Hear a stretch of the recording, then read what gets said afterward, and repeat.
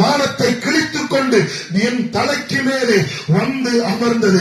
அந்த கரம் என் தலைக்கு மேலே வந்து அமர்ந்த நிமிடத்தில் என்னை கட்டி வைத்திருந்த அந்த சாபத்தின் வல்லமையிலிருந்தும் அந்த பாவத்தின் வல்லமையிலிருந்தும் எனக்குள்ளே பலவிதமான பிசாசுகள் என் சரீரத்துக்குள்ளே ஆளுகை செய்து கொண்டிருந்தது. அந்த பிசாசின் வல்லமையிலிருந்தும் அந்த கரத்தின் வல்லமை என்னை ஒரே நிமிடத்தில் எனக்குள்ளே ஒரு விடுதலை தந்தது. எத்தனையோ கரத்தை நாங்கள் உருவாக்கி இருக்கிறோம். ஆனால் எந்த கரமும் என்னை விடுதலையாக்க வரவில்லை.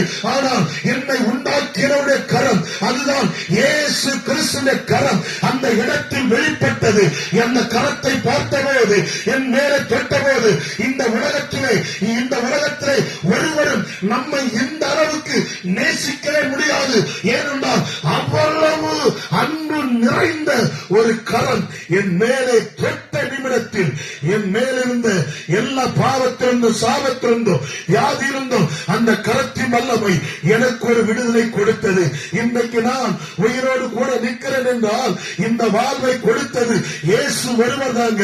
ஏனென்றால் இயேசு இன்றைக்கு உயிரோடு கூட இருக்கிறார். உலகத்தில் எத்தனை மனிதர்கள் சொன்னார்கள் நாங்களும் உயிரோடு எழும்பி விடுவோம் என்று சொன்னவர்கள் இன்றைக்கு வரைக்கும் உயிரோடு எழும்பவில்லை. ஆனால் இயேசு மரித்தார். ஆனால் சதா காலமும் அவர் உயிரோடு கூட இருக்கிறார். அந்த உயிருள்ள தேவத்தை தான் இந்த கிராமத்தில் வந்து நாங்கள் அறிவிக்கிறோம். நாங்கள் சொல்லுகிறோம், ஒரு மதத்தை பரப்புவதற்கு இங்கே வரவில்லை.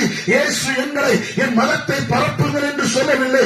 இயேசு எங்களுக்கு சொன்னது என்னவென்றால் கிறிஸ்துவின் நன்மைகளையும் அவர் செய்த அற்புதங்களையும் அவருடைய ரட்சிப்பையும் பாவத்தின் விடுதலையும் கர்த்தருடைய நாளை குறித்துதான் இந்த ஜனங்களுக்கு சொன்னபடியினால்தான் இன்றைக்கு இந்த கிராமத்தில் வந்து நாங்கள் இயேசு கிறிஸ்துவை குறித்து